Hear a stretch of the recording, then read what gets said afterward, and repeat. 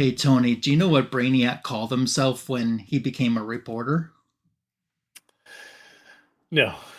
Lois Laniac. Cut to your Welcome. intro. Yeah, that's where it would be if StreamYard would let me. Yeah.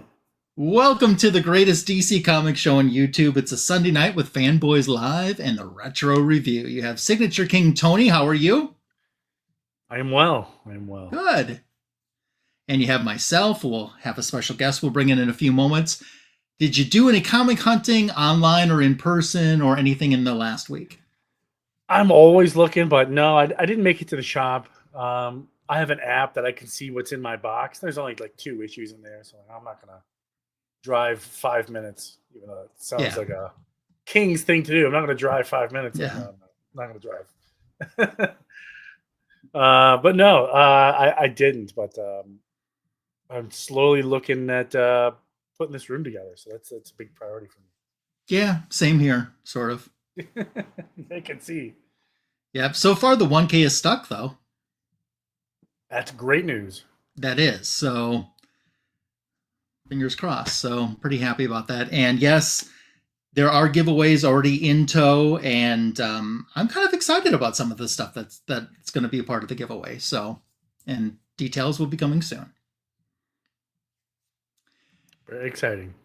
We have a special guest with us tonight that I am so appreciative of for many reasons. Number one, because he's a friend.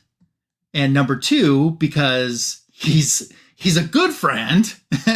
And number three, when I need help on a show, and this is a week where I needed some help. And what I mean by that is we have 4 issues to do tonight for the Retro Review. And you and I could have knocked out 2 each, but it always helps if you can have another guest in to help knock out another issue. And very short notice, just earlier this week, I said, hey, I'm looking for a guest. And he's like the first one to raise his hand and say, I can do it. I'll do it. Put me in, coach. And I mean, when you have a friend like that you just enjoy spending time with too, it makes it all the better. And then finally, before I bring him in, he's even wearing a Dazzler shirt. Joel the Geek. What up, bro? Hey. How are you? I'm good. Thanks for coming on tonight. Thanks for having me. I just love that you're kind of up for whatever that we have planned, I'm like, there's room at the inn, and Joel's like, I'm booking my reservation. Thanks. So it's great to have reserve list. Yeah. Yeah. So Joel, did you do any comic hunting in the last week or did purchasing? I was Portland last weekend for work, and so I made some stops at Atomic Comics in Tacoma on the way down. Mm-hmm. And then I went by Gabby's Comics and Toys in Lacey on the way down, and then went to Cosmic Monkey in Portland, and there was a new little toy comic book shop that opened called Side Arc. I went by there for their grand opening, went by there and got a few comic books as well. So yeah.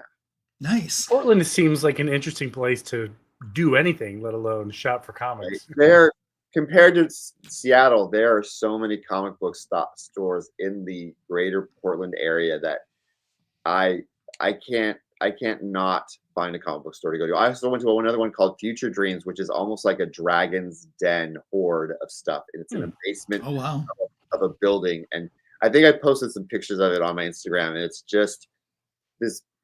John has been there. John's in the chat. He's been there with me. And it's a sight to see. Like, you're like, wow, there's a lot of boxes of stuff and you don't know what's in them. And the owner does, but you don't. And it's like a treasure trove of stuff. Oh, wow. Yeah. That's cool. So speaking of that area, and I know that right across from a comic store in that area is Funko's headquarters. Yes, and headquarters is very cool. Is it within walking distance of where I live? I could walk. Oh, it is. Okay. So have you seen those? And right now I just call them rumors because that's what it is. Have you seen that thing that's been going on online in the last couple of days of Funko, of someone claiming that Funko is saying that in a year from now they might not even be here anymore because sales have declined so far? I have not heard that. That is an interesting thought. But you never know what's going to happen. I mean, they're putting out a lot of stuff. I mean, Funko just announced this last month that they're going to put out some K-pop Demon Hunter Well, that should be some revenue right there. They've got. I was just there yesterday and picked up a Ranma Funko Pop from the Ranma Half animated series.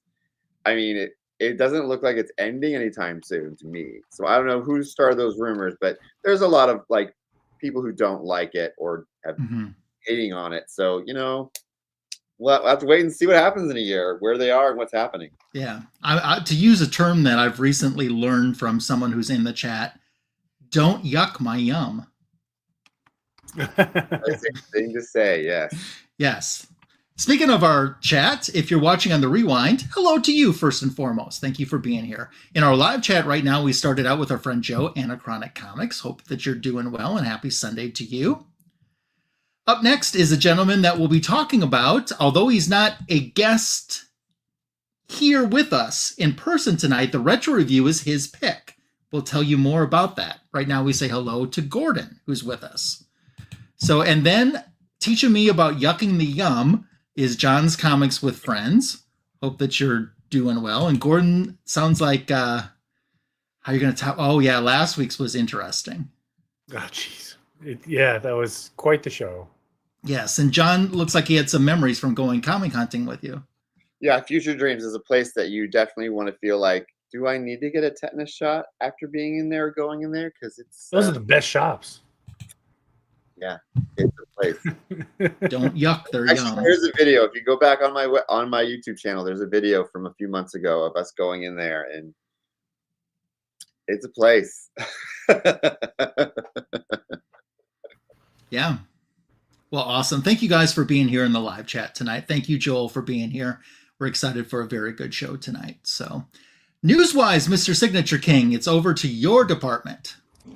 I'd say the biggest one is that Saudi Arabian film company making a bid for Warner Brothers Studios. And we don't know who they are as Western media, but I guess they're huge in the Middle East, which is interesting because Saudi Arabia just purchased EA Games. They also bought a couple years ago wrestling, WWE. So now they're making a run at movies. I don't know what that means. I don't know. I couldn't even begin to speculate what that could possibly mean for DC fans. I don't know, but hopefully something good. Someone brought up a good point that there's one thing for sure. We don't want Netflix to get the bid because Netflix doesn't do theater movies.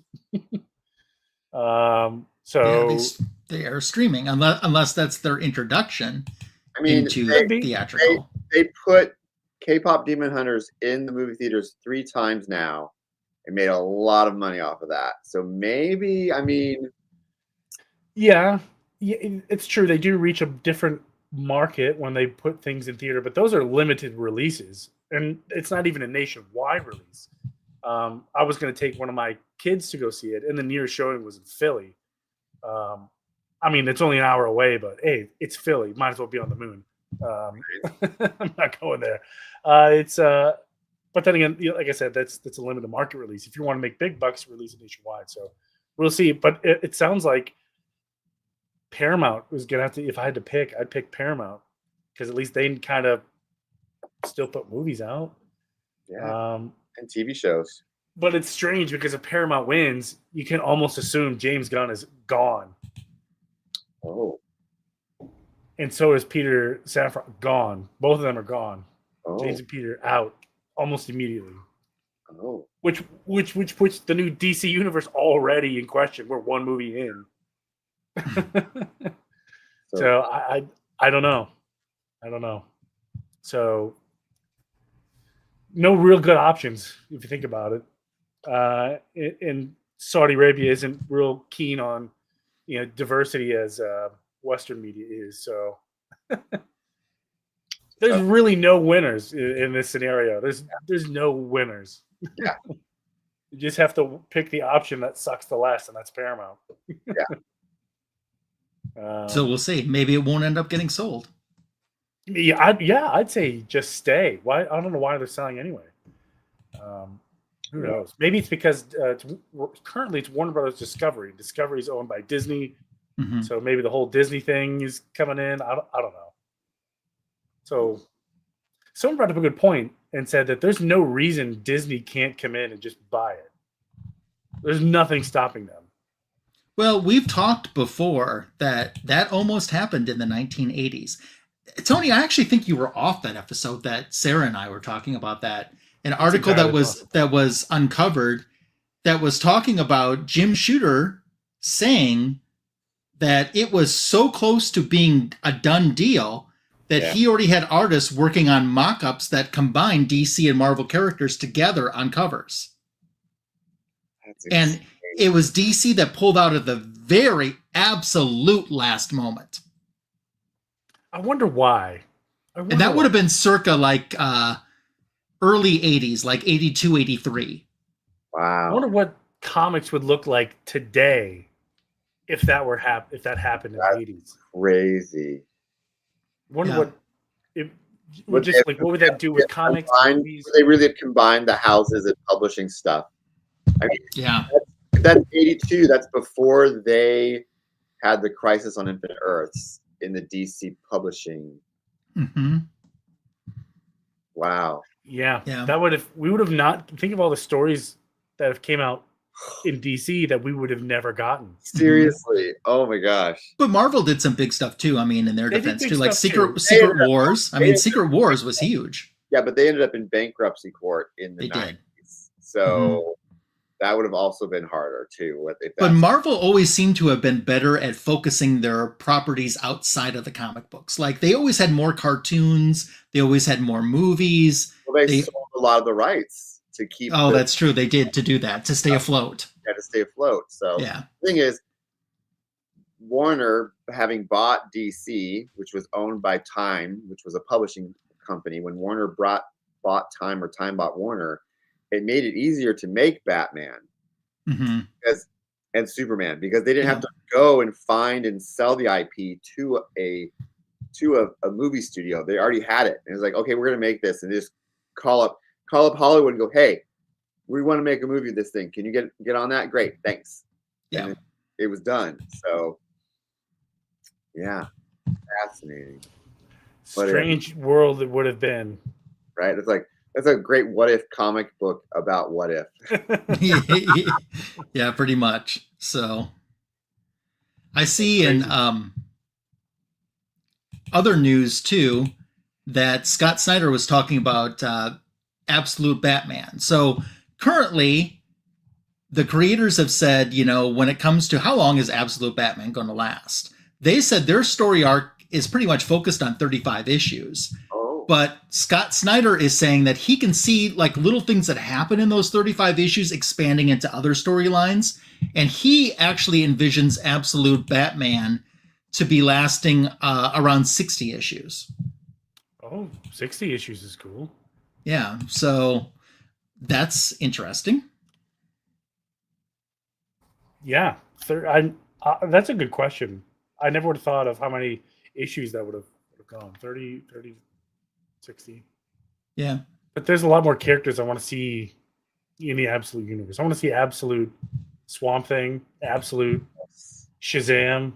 Absolute Zatanna is looking like it's going to be crazy good. Did you see the art for her? That's going to be... Oh, for Zatanna? Yeah. Yeah. Yeah, Zatanna would be cool. Yeah, I want to see a lot more magic. Yes. Absolute Magic. Oh, there you go. There's the title, Absolute Magic. There you go. They just had He did say, as for upcoming absolutes in the Batman universe, that soon we'll have Absolute Penguin, Absolute Two-Face, Absolute Riddler. And he says, but there will be people that you wouldn't expect to be Batman villains that you will see in Absolute Batman as well. All right. That's not cryptic at all. No. Right? Not cryptic at all. Never. Yeah. So Tom King, currently writing Wonder Woman, has been known to take some characters from Wonder Woman's past that weren't all that widely known and reintroduce them. He's going to be doing that again. He is taking some of Etta Candy's family, Oh. including her father, who was created in 1943. He was given the name, get this, Hard Candy. And Tom King is bringing Hard Candy back into Wonder Woman for a future storyline. I mean, Why though? that is hilarious that he was called Hard Candy, but that's that time period. It is. Woo, woo! Woo, woo! Yeah. I mean, in Absolute Wonder Woman, they brought back a character, an enemy from her early days that I didn't even know existed, and that was really cool. Clea. Clea, yeah. Yeah, Clea does make an appearance in Volume 2 in the Phil Jimenez run. Yeah, I haven't read that yet. I do have it. Okay. It's good. Reading it. Yeah. It is good. So, yeah, Clea's a Golden Age character. So, and if you're wondering, by the way, who would Hard Candy be married to? Soft Candy. No, he was married to Sugar Candy. Woo woo! Oh my goodness. Did they have another child named Taffy? Or Sour? So, yeah. That's ridiculous. Salty. Yeah. And their evil villain, Black Licorice. Oh no. Oh, Well, what about everyone's favorite Halloween candy? corn. Corn, candy corn. I Corn like candy. candy corn. Ugh. No, thank you. No, thank you. Hey, put it on me, baby. Send me all your candy corn. No problem. Send it all right here. Oh, did he disappear on us, or did we lose him? Or did No, I took him out. you took him out because it was there's some candy. He needs to go. He needs to go into timeout for a minute. He got put in the Phantom Zone. He did. He got put in the Phantom Zone. I'm back. Dang it, he got out of the Phantom Zone. He did easier than some of our characters did tonight. Any other news, Tony, before we segue into the Phantom Zone? That's the big one. That's the big one, unfortunately. Okay. So a few weeks ago, I got a comment from Gordon on one of my videos, and he said, hey, why don't you do Phantom Zone for a retro review? And I said, hey, that's great. I said, you don't really guest on shows, though. I mean, I see you in the chat and everything, but like, I don't remember seeing you as a guest. He's like, yeah, I'm not guesting yet. You know, maybe sometime in the future. And I'm like, okay, that's cool. We still can do a show. And I said, what I'm thinking is a 4-issue miniseries called The Phantom Zone, which was done, I think in 82, if I'm not mistaken, at the beginning of 82. And I said, how about we do those 4 issues as a retro review for your Phantom Zone request? And he said, yeah, I think that sounds cool. So that is what we're doing tonight. And Tony, if you don't mind pulling up the assist for issue number 1, Joel will kick us off tonight with issue number 1 of The Phantom Zone. Yeah, Joel, have you ever read, you hadn't read this before, right?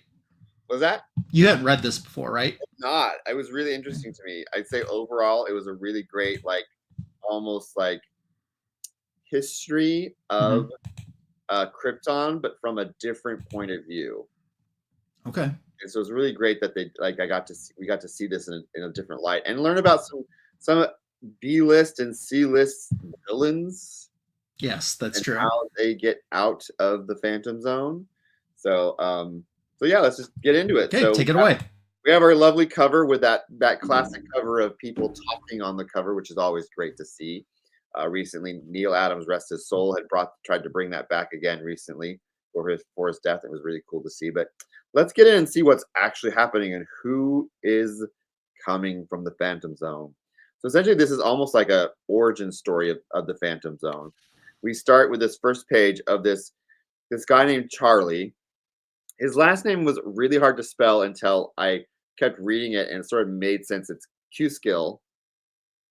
But he has Perry yelling at him about his work as a typeface, or putting all the stuff together on a preliminary panel that then goes to the actual printer to have it printed, and he seems to have gotten things a little off. As you can see, the word Snuffs is a little off from the rest of Superman Snuffs Midtown Blaze.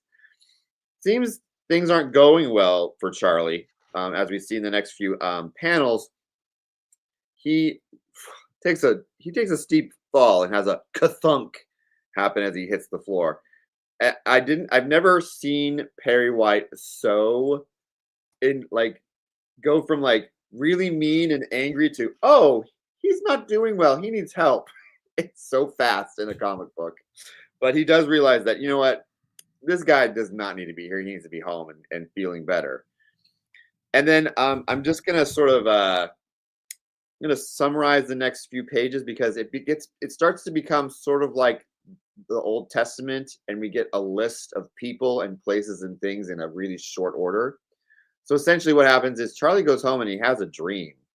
This is a dream he's been having a lot lately, and it's of himself falling through time and space and watching the history of the creation of the Phantom Zone, and how before the Phantom Zone, every bad person that has done something horribly wrong, like that's like death penalty level kind of stuff, gets shot into space in suspended animation in rockets that just orbit the planet of Krypton. But over time, the way that Jor-El, we always hear about Jor-El being on this science council, being this high esteemed leader. This was how he became this high esteemed leader, because he made this less evil, less harmful way of what they thought at the time was dealing with those psychotic or evil like villains within the planet of Krypton, and it's the Phantom Zone. If you look on the next page I think 6 it is, we see him actually testing this out in front of the Science Council on his wife. So it's really interesting to see the use of the technology and how it worked in the pre-crisis era. And then we get in this really long list of all these people who are put into the Phantom Zone. We get this gentleman by the name of Gramuz. Then we have another gentleman by the name of what's his name? Oh my gosh, there's so many names. It's just a plethora of really weird names, because science fiction names are not easy. They either have parentheses or a apostrophe or a hyphen in them. So it's a lot of hyphenated names. We get except for the women. The women don't have hyphenated names. Only the men. It's like a special thing. We find a Dr. Zadu.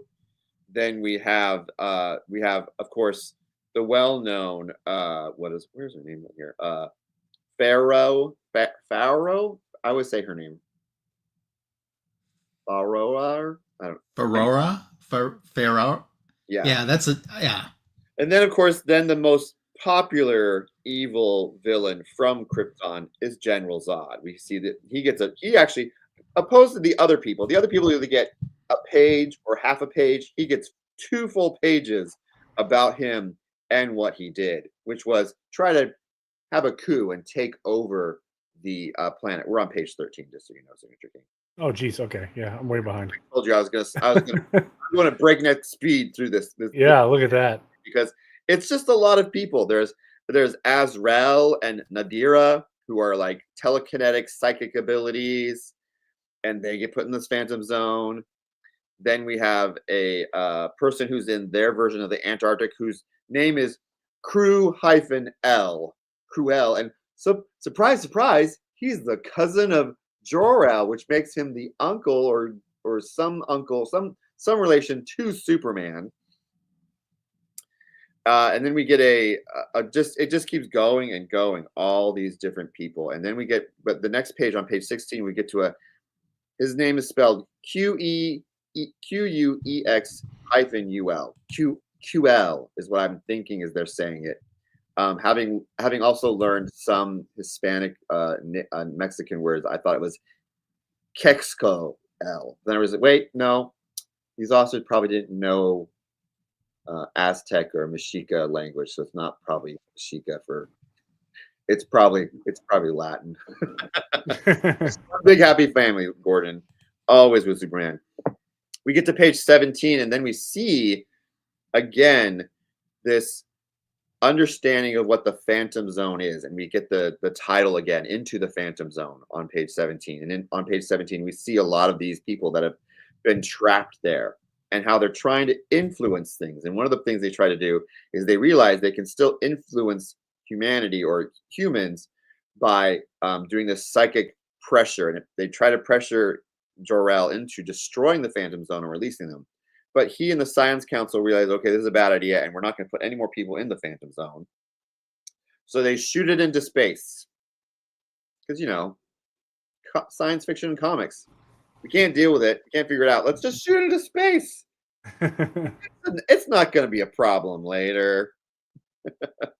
I think this whole book is a bit about foreshadowing, by the way. So when we get to page 19, we see Charlie.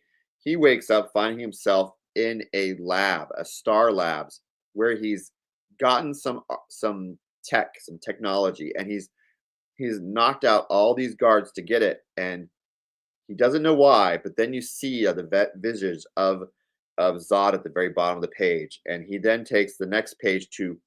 I'm just going to summarize what happens, but he and those in the Phantom Zone have been influencing Charlie, and Charlie is Kweskill or Kweskill or Kweskill. I don't know seriously how to say this name, but he was released in another comic book from the Phantom Zone by Superman because he realized this guy really didn't do something wrong directly. He indirectly caused something bad, so he brought him out of it. But then he got his memory wiped. But the people in Phantom Zone are like, "Oh my gosh, we can influence him to get something from him." But there's someone in there who's good, Mon-el. So Mon-el's trying to tell them all, "Hey, let's not do this. Let's not hurt him.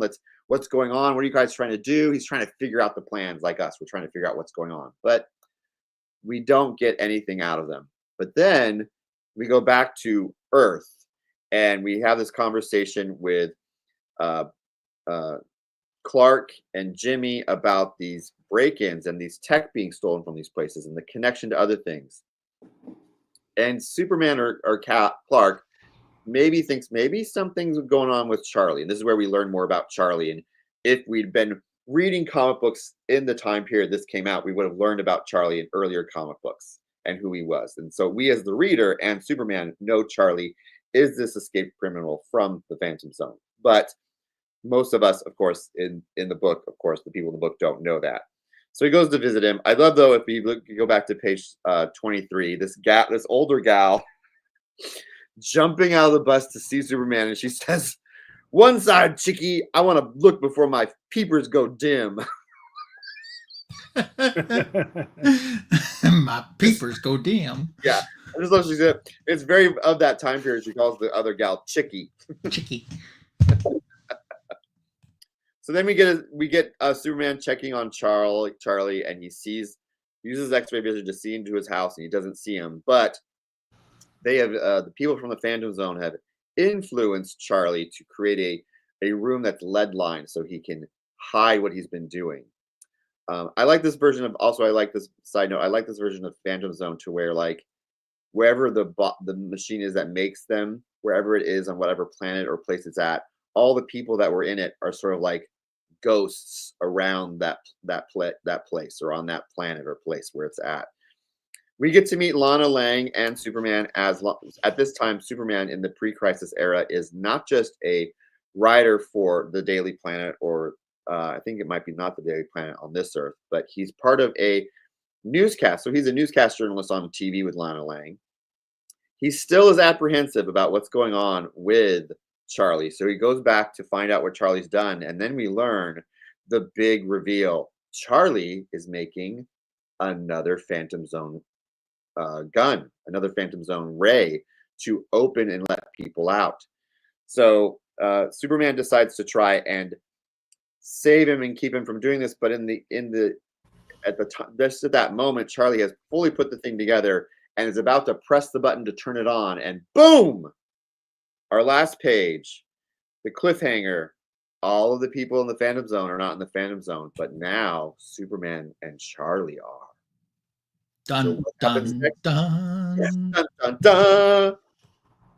So that was the first issue. And actually, to be honest, guys, I want to read more. I'm excited to hear what you guys read. Okay. That was a really cool storyline. I'm a cliffhanger for it. I'm really looking forward to it. Yeah. So one thing just good to remember for the remainder of the story, that Charlie and this Quex-Ul are the same person. Yes. Sorry, I didn't make that clear. I'm sorry, I didn't make that clear. Yeah, they're the same person. He was released from the Phantom Zone on good behavior.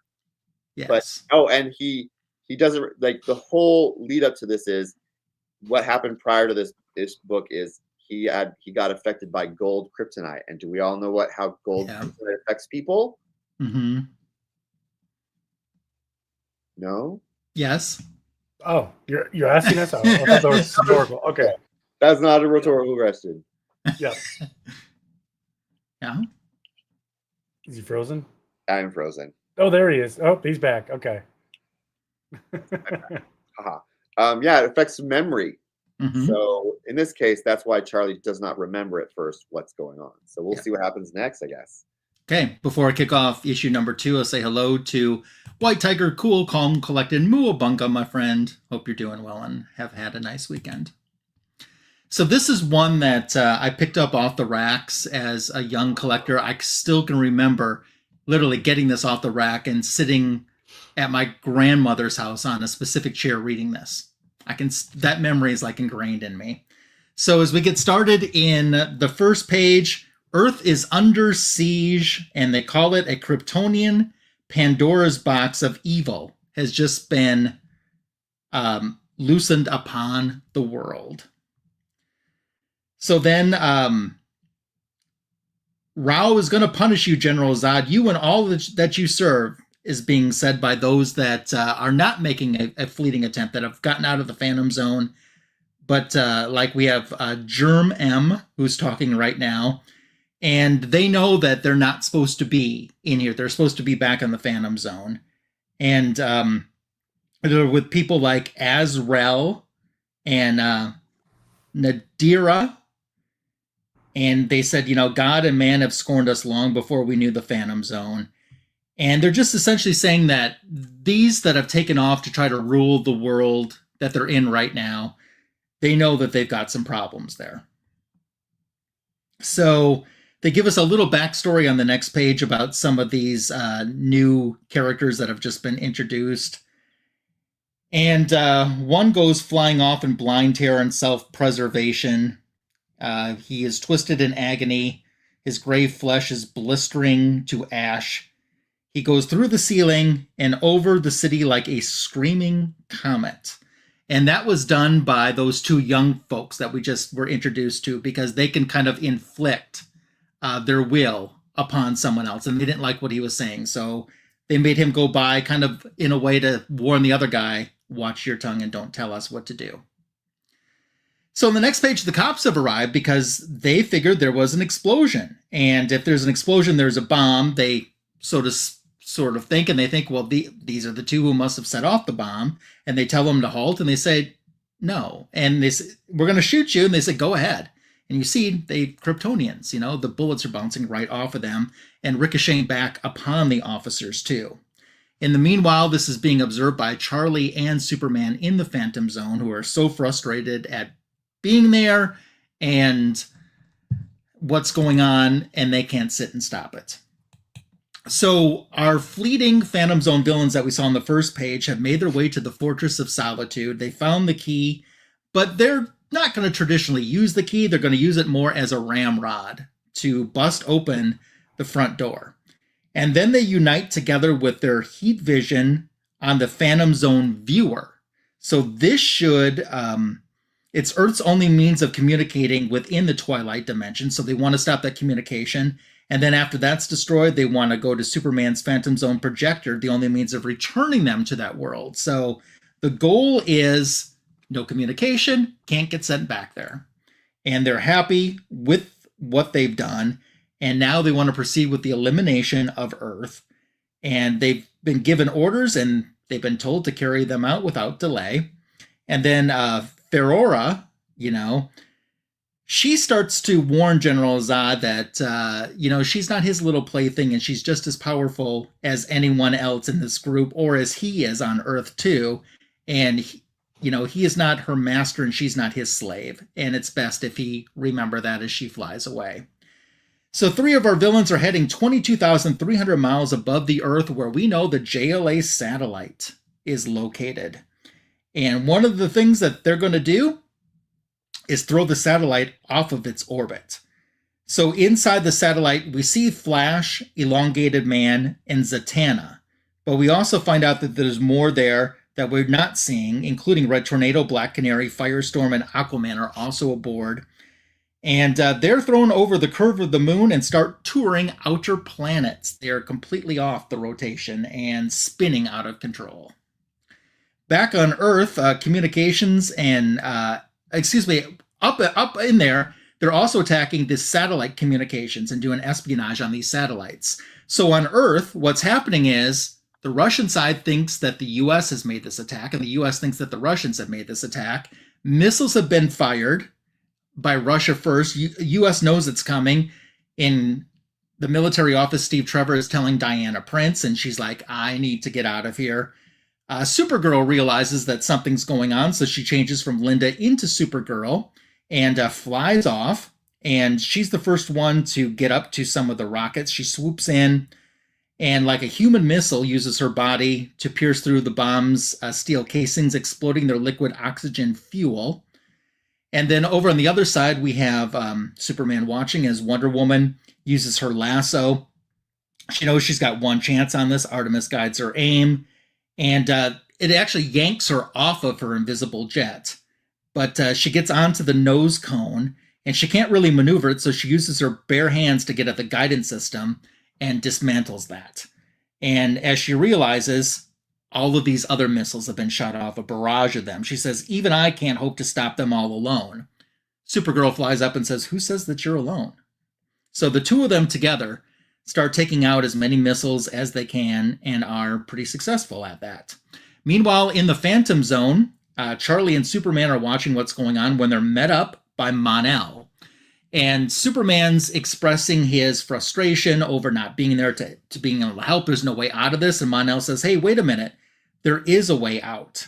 And he's like, well, what do you mean? He's like, well, I can kind of show you. And Mon-el also remembers, too, that he is in the Phantom Zone not because he did something wrong, because it's the only place he can survive with a condition that he has.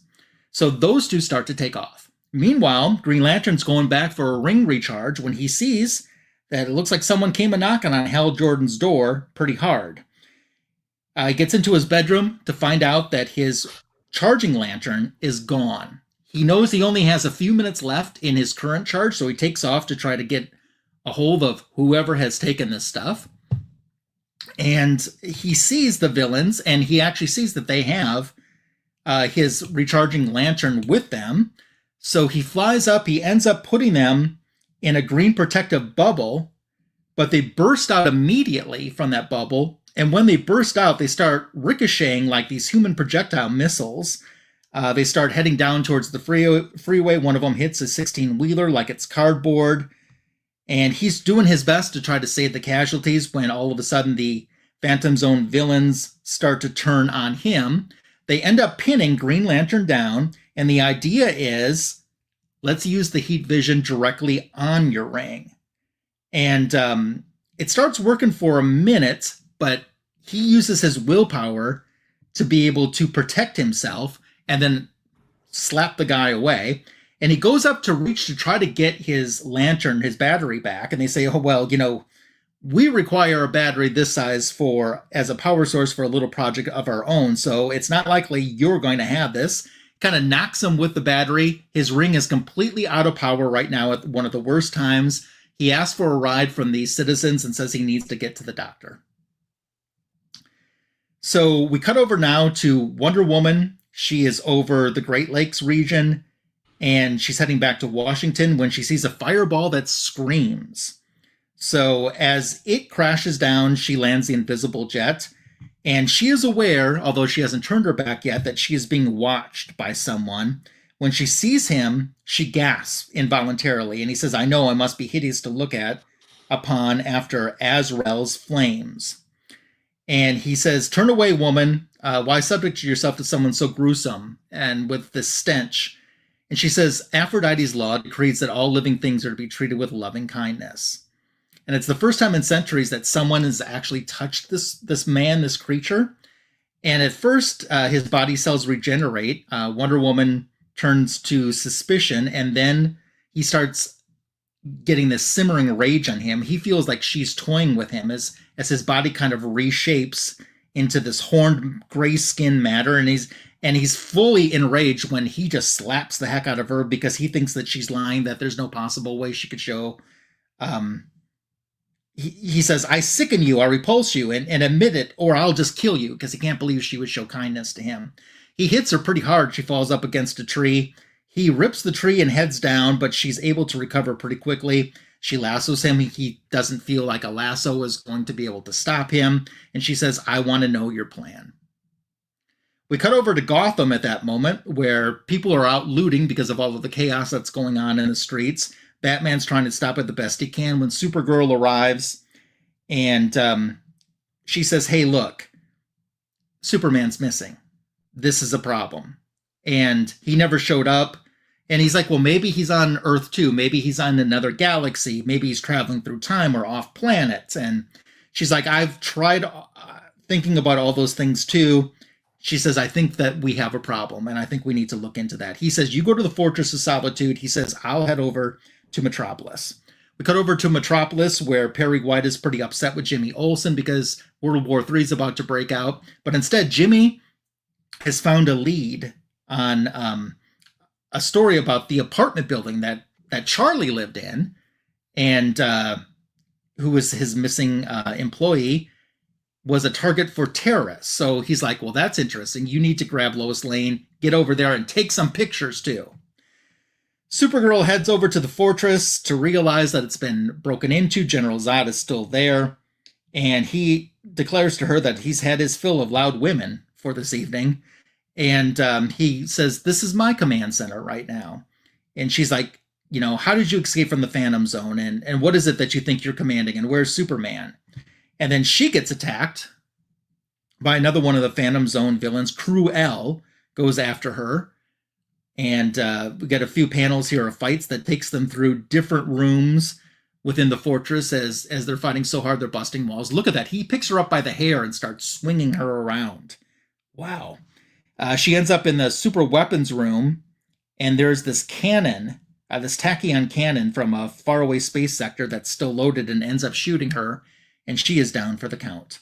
And just to make sure that she's down for good, General Zod comes over and steps on her, you know, like you do. And they said, okay, Supergirl's out of her way right now. She's still breathing, but it's a temporary condition, I assure you. We cut over to the Phantom Zone, where we have Charlie, Superman, and now Mon-el, who's trying to teach them how they could possibly get out of the Phantom Zone. And he says, look, there's several different barriers beyond this first one. People have gone through this one. No one's ever gone through the ones after. But supposedly it's a way out. And Mon-el watches as Charlie and Superman do not hesitate at all. They leap through, and it swallows them whole. And that's how this issue ends. Spooky. Yeah.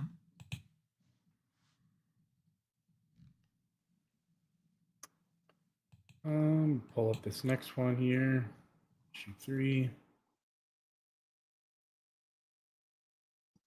All right. So, yeah, this is where I come in, and boy, let me tell you what.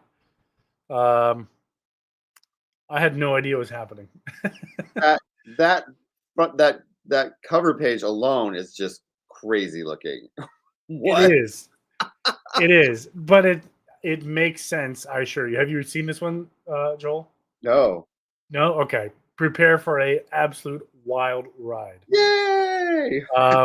So we pick up, you know, right where Charlie and Superman jump into the Phantom Zone, and you know, it looks like they've jumped into some kind of black hole. The only thing I could really compare it to, and looks like they're going down this big cosmic drain. And Superman's able to grab Charlie, and he said, "Hey, you know, Superman says, I don't know if this is what is this? I don't know if this is real." He's comparing it to, you know, a million needles just constantly poking him, and he's not sure if he can even feel Charlie's hand. So he gets sucked through this other portal thing, and they end up on some kind of land. I'm not sure. It's not really land. They're, like I said, they're just dimension hopping at this point. So they end up on, it looks like Pride Rock from The Lion King. And there they see the next portal they're just supposed to go through and go through. And Superman's, hey, I think that's our next stop. Let's go through it. And Charlie nods in agreement. And that's exactly what they do. We cut back to Supergirl, who's going to get tossed into some Kryptonian fuel, which will absolutely incinerate her. And it's like, chuck her in. And right before she gets down to the bottom, she's able to stop herself. And the problem is it's also radioactive, so it's making her very weak. So she has to climb up. She can't really fly up. And she made it. General Zod is gone. They're going to go do their new plan. We cut back to Metropolis, and I already forgot this guy's name. But yeah, he's saying, be gone, ye men of Earth. What has transpired here is no concern of yours. Keep in mind, Batman was going to Metropolis to figure it out. He confronts this guy, and he said, I'm not here to hurt you. I'm just trying to figure this out. What happened? Where's General Zod? Trying to find Superman. But then he throws Batman and says, get out of here. I don't trust you, kind of thing. But Batman lands on his feet. And so this guy decides, hey, let's just take out Batman. So he's heat visioning everything. Cars are exploding. Bullets are flying. Nothing's really working. Chucking cars, everything. You can hit Batman. Nothing's working. He flies off. Cut back to Superman and Charlie are being carried by alien vulture devil things. I think that's a very good and accurate description, I think. But yeah, Superman's able, trying to fight them, but it's not really working. And it turns out these are some kind of extra dimensional creatures, and they're just trying to feed Superman and Charlie to their young, who has like these tentacle-like mouths. And out of nowhere, finally, a yellow sun and Superman's powers come back, and he's able to fly him and Charlie back up through the next portal, which looks like somebody's mouth. So they fly into this mouth where they make a kind of a funny comment. I thought here was they're going down what would be the throat, and Superman says, "Hey, a torch lit throat? Like, yeah, there's no way this is normal." And hats off for Superman for saying the obvious. Yeah, so they fly down this hole here. They get down to a flight of stairs and they crash open this door, and they see these beautiful women, and they say welcome Superman to the temple of the Crimson Sun. We are the priestesses, your mothers, your sisters, your lovers, the energy that spawned you. And I don't know what they were thinking here, so they decided to do the one thing you never do in any real horror movie, which is to split up.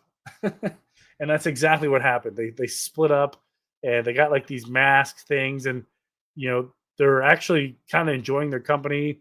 And Superman says, "Hey, let me remove your mask and check you out for myself." And turns out her head is the Earth.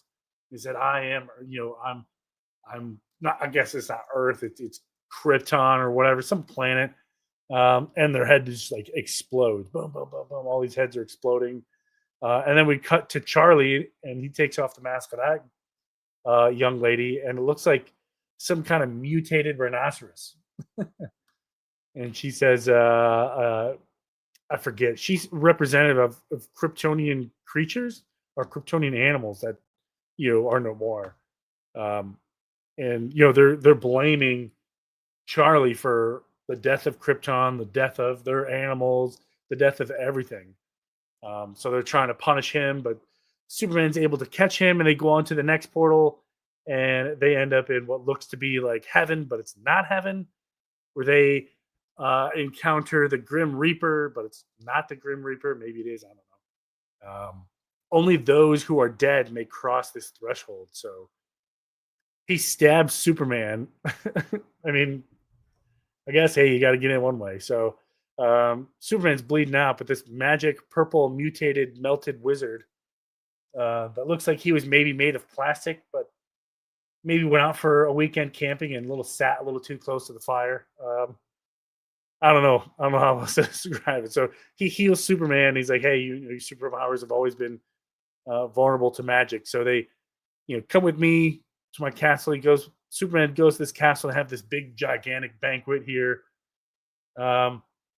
Superman's really intrigued, trying to get all kinds of answers out of this guy. And he says to Superman, hey, look, let me just show you. Let me open up your third eye. And Superman's able to witness all this Kryptonian stuff in like seconds, and he has all these memories now.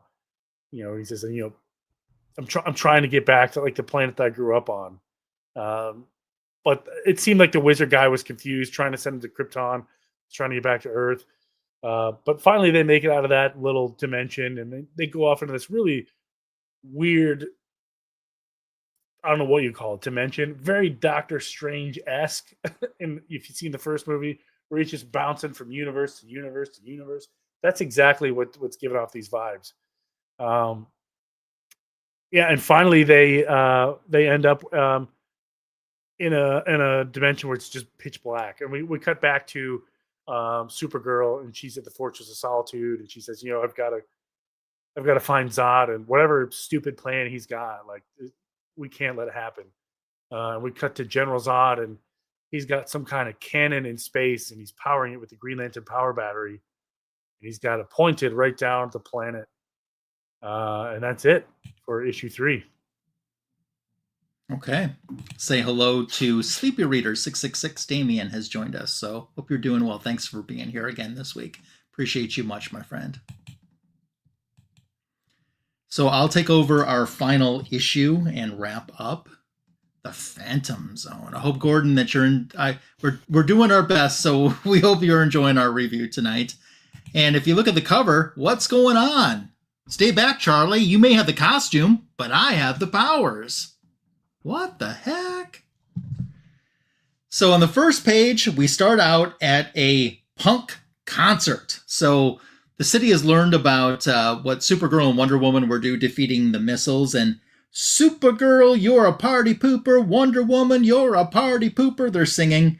And it says, beyond punk, beyond new wave, beyond modern lies the musical cultural movement known as Bizarro. It originated in Metropolis, naturally, and the basic assertion is that anyone born after 1961 is an imperfect duplicate of a human being. If you have to ask what that means, you were probably born before 1961. So regardless, it's 2-something in the morning. This concert's going. You see those two in the front. Those are 2 of the Phantom Zones, the younger ones that I talked about in my issue number 2. So as people are partying down, they decide to show off a little bit. And obviously some drugs are going on. And they're like, hey, look at this. I can stab myself in the neck and nothing happens. And people are like, whoa, what's going on? One throws a bottle that ends up hitting Azrael's shaven head, but it doesn't bother him at all. No reaction to it. And some people are freaked out a little bit by it. Some people are impressed by this. And one has the power of burn and the other has the power of convulse. So that's what they ordered them to do. And we see that they essentially set one guy on fire who just turns literally to ashes. This freaks out the entire concert audience, and they start throwing things, and it's just pandemonium and death and fire going on. And the 2 just simply walk away. Back at the Daily Planet, Batman has stopped by to talk to Perry White, trying to figure out what's going on with this apartment building with a former employee who was Kryptonian and what happened and where's Superman, and he's not getting a lot of answers. So he takes off and he decides that he needs to signal the Justice League, and we need as much help as that we can get. Wonder Woman has just learned the entire plan from the man that she threw her lasso around back in my issue as well, and she takes off with him when she sees the JLA signal. Green Lantern, he doesn't have a charged ring anymore, nor a power battery, but he uses a missile on the Ferris aircraft field to get to New York because the JLA summons is going off. In Perry White's office, Supergirl is there now, and he says, "What am I running here, a newspaper or a lost and found for people with capes?" She wants to know where Batman went. He's like, he didn't say, he just took off the window, and she deduces he must have called the JLA meeting. That's probably what he did. So she goes, I need to get back, and we'll meet up with the Justice League and find out what's going on. We cut over to the other side of the world. It's dawn over there.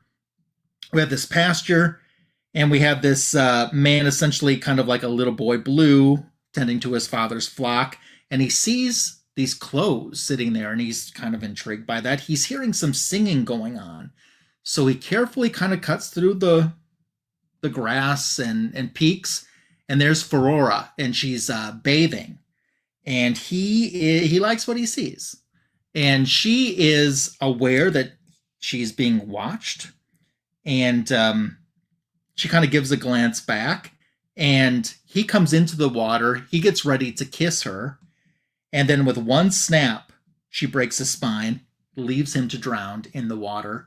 As she gets out and puts her clothes back on and reminisces how this reminds her of the tranquility and joy that she used to have growing up. So she's like, it's time to get revenge on Superman and his adopted world. So she doesn't want to be a victim of it. It's time to leave the planet. As Tony mentioned when he wrapped up his issue, they have the Green Lantern battery, essentially. What they're going to do is, within a 24-hour period, they're going to cloak the entire globe, so every spot within 24 hours will get hit of a phantom zone ray, which essentially will make the Earth disappear into the phantom zone. That's the premise that they have. That's what they're going to do, and they've already started their process. So it's going to take 24 hours to complete. We cut over.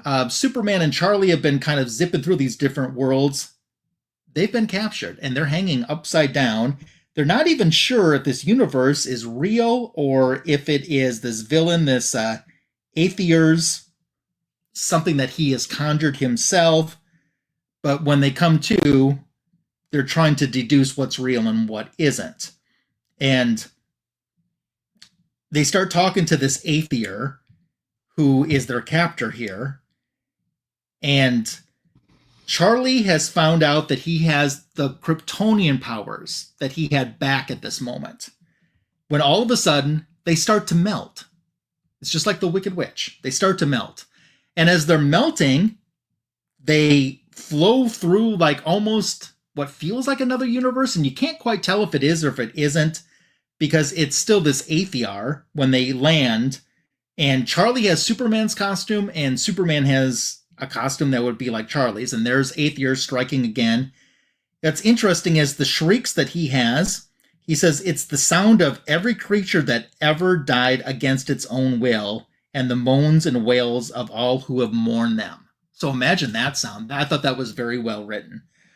So Charlie's like, I'm going to attack it. And Superman's like, no, you stay back. I'll attack first. And he's like, no. He's like, I'm almost, I can almost fly as fast as you. I know what I'm doing. And he warns him, don't do this. So there's Charlie in the Superman costume. He goes up to take on this creature. And you can see literally the creature bites him. Charlie instantly disappears, appears to have passed away. All that remains is the costume that falls down to the earth. And Superman picks up the costume and starts to put it on himself. So he's donned in his regular attire. And he knows that Charlie has died now. And he flies up to try to take care of this enemy. And he almost like flies into the creature and comes back out on the other side. And it's just this battle that the two have. While we cut over to New York, where the superheroes have gathered, at least the ones that can. Remember, the other ones are still flying through the JLA satellite, which has been knocked off of its orbit. And all of a sudden, the city starts to shake. And they're like, Supergirl, you got to get the Justice League off the satellite and get them down. The transponder's not working. And then she looks up at the sky with her supervision, and she says, "Oh my, great Krypton," and she flies off. And she's like, "Don't worry, I'll be back, and Green Lantern's power battery will be back even sooner." Superman's defeated his enemy in that big battle that they had. He's headed back to Earth. He sees what's going on. He meets up about the same time that Supergirl gets there, who knows what's going on. She grabs a hold of the Green Lantern battery, aims it perfect so it ends up right down in New York for Wonder Woman to catch and to give to Hal. And Superman starts taking some of the villains and using one villain against the other. I like that panel there where he's slugging him with the villain. So Supergirl's taking him out as well. Green Lantern is now powered up and recharged, and he's flowing up there too. He's encasing some of them in a shiny little green prison. And the General Zod and Faora, they fly down and start literally crashing through buildings to create as much chaos as they can. And human revenge is what they're calling it. And Faora says, "You're addicted to carnage as I am, despite your facade of discipline." Down below are those two kids from the Phantom Zone that they saw, and they realize something, their plan isn't going the way that it should. Otherwise, they wouldn't be down here. And she says, "Why should we care?" And he says, "Well, we can repay them for their treatment of us. I'll take Faora, you take Zod." And as I mentioned before, earlier in this issue, one can make them convulse and the other is fire. So that's what they do to them. And with Faora, she's on fire. And she believes that Supergirl's the one that did it to her, even though it wasn't. And she crashes down. She hits a Daily Planet truck trying to deliver newspapers. And those two engage in a battle that doesn't last long. Meanwhile, it's time for Superman to meet up with General Zod. And he informs Zod that Quex-Ul, which was Charlie, is now dead. And he's going to have to pay for that because it's his responsibility for his death in the general scheme of things. Those two fight, and Superman calls him murderer. And General Zod says, "You're not going to take a life. That's against your oath." And Superman says, "You're right, Zod. I can't take your life, much as I'm tempted, but my code doesn't say a damn thing about battering you within an inch of your life." And I thought, damn, they done pissed off Superman. So here we have the kids from Krypton, from the Phantom Zone rather, that escaped over there. They're turning a corner and they run into the guy that they kind of warned in the beginning of issue number 2 when they got into the city. And he takes care of them, needless to say, and essentially sucks them back with some kryptonite and gets them off of the planet. So Superman and General Zod finally, they're having their final battle. Excuse me, I said gets them off the planet, but that's not true. He teleported them over to where Superman and General Zod were. And then finally, she gives the order to convulse, and the flames appear. The kids are left, and the other villains from space are brought down in Green Lantern's prison that he made. And what Green Lantern has done is Supergirl described the circuitry to him about what the Phantom Zone projector was like in the fortress that got destroyed. So his ring made another version of that and sent who's still left alive back into the Phantom Zone. Superman takes off to retrieve the JLA satellite, and Supergirl notices that he never said a word about what happened to him in the Phantom Zone. And it says, "No, not a word, but he'll recall it privately as long as he lives, once each day as twilight falls." And between the tactile world and the hell that swallowed Quex-Ul's soul is ever so slightly blurred. And that's how the Phantom Zone 4-issue mini ends. Gordon, I hope you enjoyed that. We tried our best. So thoughts, guys, on this storyline that we read tonight? Sometimes the writing was really good, especially that last few sentences you read. I think, Ryan, were just like really great writing. It's a really great way of like showcasing the Phantom Zone and like the history of the Phantom Zone and like creating an origin story for the Phantom Zone. I thought was really great. And then just the different characters that I've never heard of that were really cool. Yeah. Like did they ever bring those characters back? Like the two that you saw that were teenagers, like teens that I saw in the first one, and how they interacted with teenagers of their own age going to that concert. It was really cool, really interesting. Yeah. I still wonder what happened to those poor JLAers just flying around in that satellite. It's like that ride at fairs where you like stand against the wall and it spins. Yeah. That's what I think was happening. The only one who could probably survive is probably Flash. That's what I was thinking too. Yeah. He's just like, this is the best day ever. Yeah. What do you mean, guys? This is great. Yeah. Tony, did you have any thoughts on the story?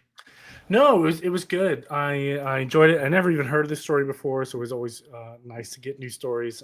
But this is very Alice in Wonderland-esque. Yeah, you're right. Totally. If you stop and think about this too, around this time, miniseries were a newer concept in comic books, especially for DC too. You know, because this is '82.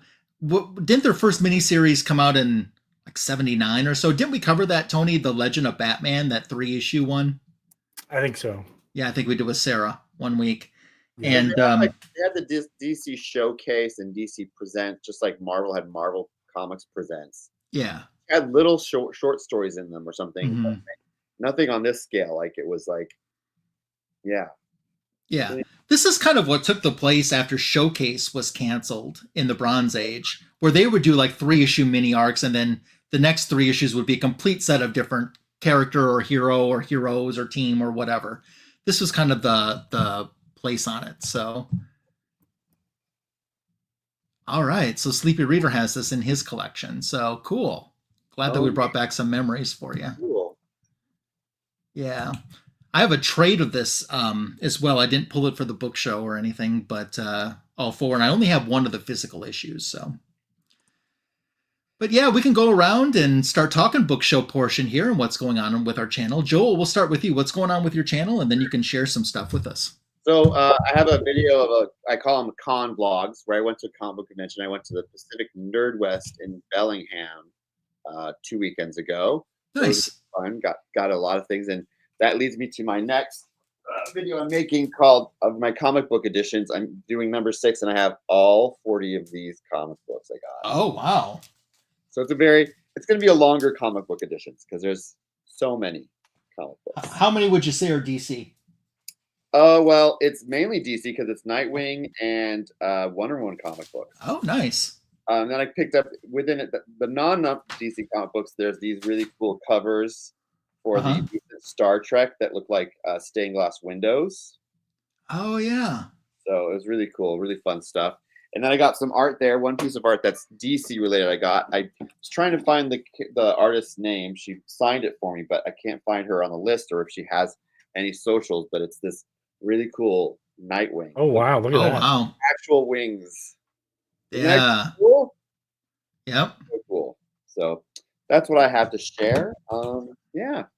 Nice. I did put a link for Joel's channel in the description for this video, so if you're not sub, please sub up my friend Joel the Geek. I would appreciate it too. He puts out some nice content. Thanks. So, Signature King, your channel, your book shows. Yeah. So possibly tomorrow or Tuesday, I'm filming the long-awaited room tour. I'm done enough. I'm done enough.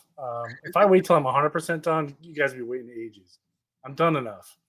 But look for that probably next, not this coming week, but the following week. Looking forward to filming that. Couple shorts in between there, nothing exciting. But in terms of book shows, since we were focusing on Superman, I grabbed a couple of Superman books here. I have I don't even remember the title for this one. Signed by John Timms. Wow. Nice. C2E2 this year. So this is a one that I met Lasso at. And I also got Superman First Thunder Shazam. Superman and Shazam First Thunder. Yeah. Signed by Joshua Middleton. I saw those this last weekend at Cosmic Monkey. I noticed those were there. It's an interesting crossover character storyline. That's cool. I love those. Yeah, they're very cool. Judd Winnick, he's a great artist or writer. I met him this year, first time ever. Cool. He lives in Japan, but he's from the town that I live in right now. Oh wow. So it's cool talking with him and getting his scoop on the old neighborhood, so to speak. And he's got a lot of family that lives around here. So Nice. yeah, it's pretty fun. But My first introduction to Judd Winnick was on Real World. Oh, okay, very cool. Oh, yeah, okay, yeah, I see what you mean. I thought you meant Joshua Middleton. But no, I've never met Judd Winnick, so I'll have to meet him someday. Hopefully, he comes to Baltimore. Oh, okay, yeah, you're talking to, okay. Yeah, but yeah, it was a fun time chatting with both of them. So Nice. But yeah, look for the big room tour. I'm excited to film it and show you all the cool stuff. I made some really cool additions from the last time. I gave some people a sneak peek, so it's gonna be a lot of fun. How hard was it to find the red carpet that you needed? Impossible. Would you have to go on eBay? Honestly, I looked at flooring options, and I decided to wait. Red carpet. Because there are a few spots in here where the floor is slightly uneven, and I want to try to fix that. I would love to do some kind of vinyl plank in here. Nice. Because it is a basement. I don't want to go hard carpet. God forbid something happen. I want quick and easy clean. Okay. Cool. So that's my logic. On my channel, currently what's on the channel is a back issue of the week, which is on Blue Beetle featuring Kronos, because we had the time change last weekend. So that's why I wanted to do something with the Time Thief. So that's currently on my channel, along with a comic book editions video, which is an A-OK unboxing from Signature King. Ooh. Thank you, Mr. Tony, for the signed prints that you sent. And then I sent you a comic book, which I've sent you many times. This comic book has been to more conventions probably than I have. And it was fun watching your genuine reaction, because I thought for sure, you were going to open him and then talk about him. But no, you open it right then and there. Oh, yeah. No. As you can see, I was so nervous about that box. Yeah. So everything arrived in just fine condition. I mean, nothing, no damage at all ananywhere. I wasted probably 100 yards of packing tape. There was no Tony tape, though. No. No Tony tape. More, but yeah, it was interesting because that one print, I'm not going to spoil it, but that one print that's slightly larger than the rest, I couldn't find some that fit into it, so I had to make my own. So that's what I came up with. I mean, they're all beautiful. Yeah. But that bigger one is like, whoa. So yeah. I'm glad you like it. I loved it. So thank you so much for thinking about me, and that's very nice of you. Very kind of you. So one of these days I'm going to probably have to send that book out to Joel, because maybe there's some creators out his way, that... I mean, there's a few creators that live out here and go to a lot of cons. So if their name or if they are in that book, you let me know. I will, because I'm about halfway through the book, believe it or not. You look at the book and you're like, there's not a lot of space left to sign on the front, but I'm only about halfway through. So for my book show, I did mention that I own one copy of a floppy from the stories we read tonight. It is issue 2. Wow. So I just wanted to show that for fun.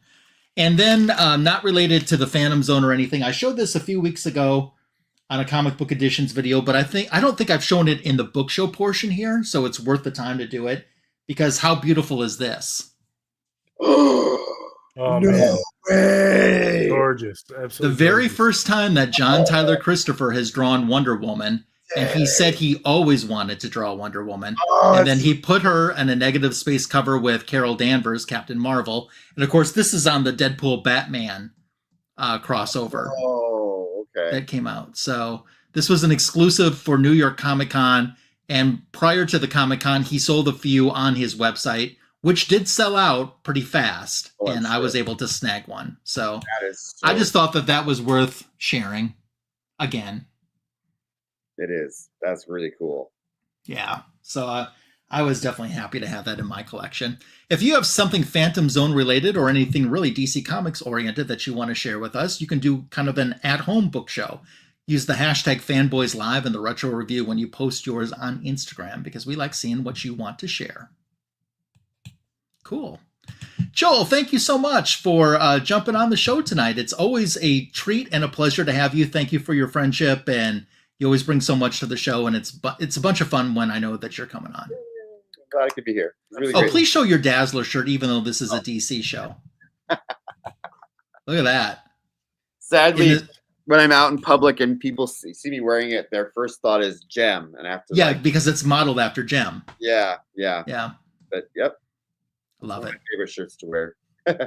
Yeah. So we have to teach Signature King because he's not, very much acquainted with the world of Marvel. Dazzler is awesome. She's a singer and she wears roller skates.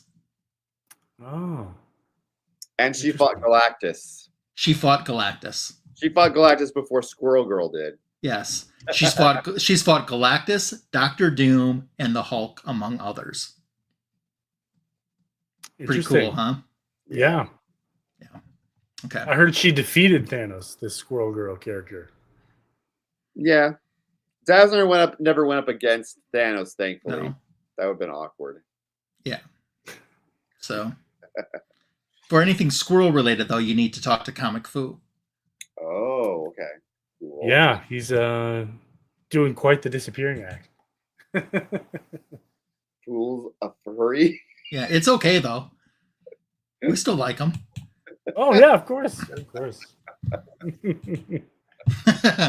Well, that brings us to an end of the greatest DC comic show on YouTube. We got another special guest next week. I'm going to make you wait to find out who it is, though. But thank you, Joel. Thank you, Tony. I hope everyone in the chat, you were wonderful. Hope you all have a happy, healthy, and successful week as well. And we look forward to visiting again with you soon. Until then, take care and stay out of that Phantom Zone. Bye for meow.